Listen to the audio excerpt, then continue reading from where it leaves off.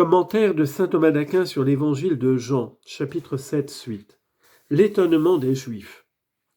Les Juifs se dirent donc les uns aux autres: où doit-il aller celui-là que nous ne puissions pas le trouver?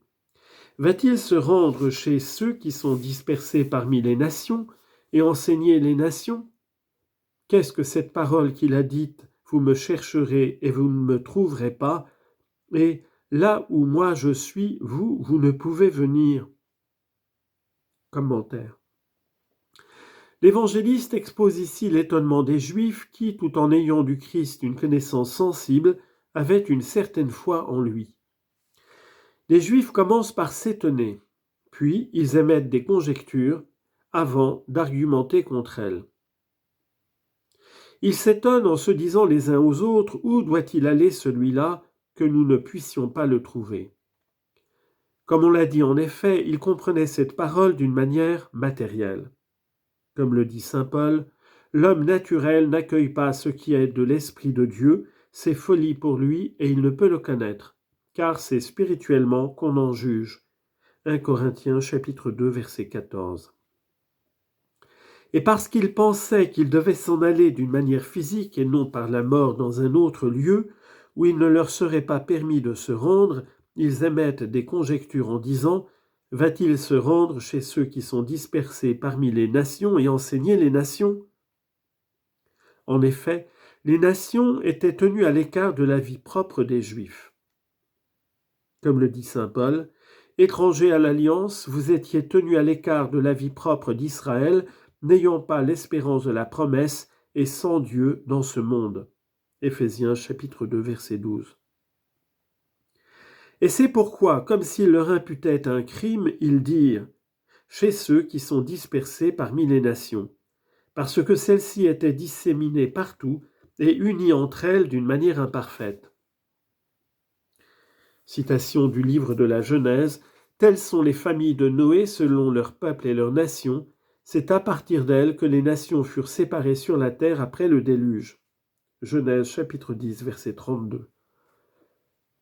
Mais le peuple des Juifs était rassemblé par le lieu, le culte du lieu unique et l'observation de la loi. Le Seigneur édifiant Jérusalem rassemblera les dispersés d'Israël. Psaume 146, verset 2.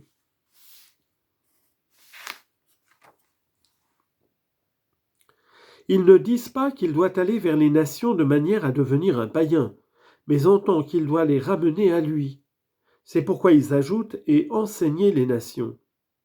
Ce qu'ils pensèrent peut-être à cause de ces paroles du prophète Isaïe: « C'est peu que tu sois mon serviteur pour relever les tribus de Jacob et faire se convertir le reste d'Israël. Je t'ai donné comme lumière des nations pour que tu sois mon salut jusqu'aux extrémités de la terre. » Isaïe chapitre 49 verset 6.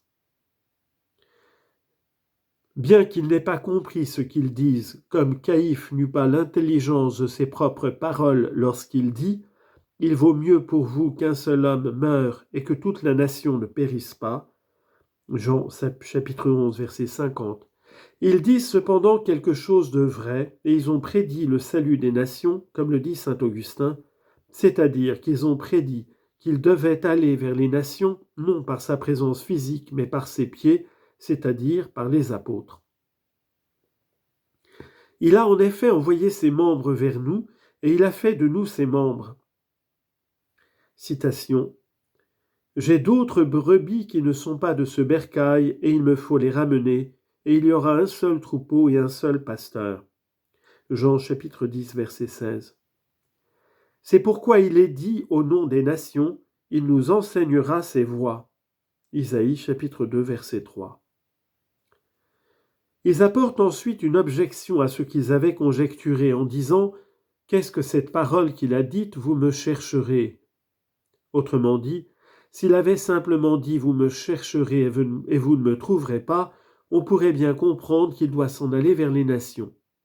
Mais qu'il ait ajouté « là où moi je suis, vous ne pouvez venir », semble exclure une telle compréhension, car il ne nous est pas impossible d'aller vers les nations.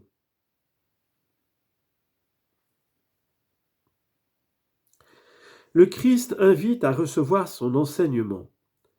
Après avoir traité de l'origine de son enseignement, puis de l'origine de celui qui enseigne, le Seigneur poursuit ici en conviant à recevoir son enseignement. L'invitation du Christ.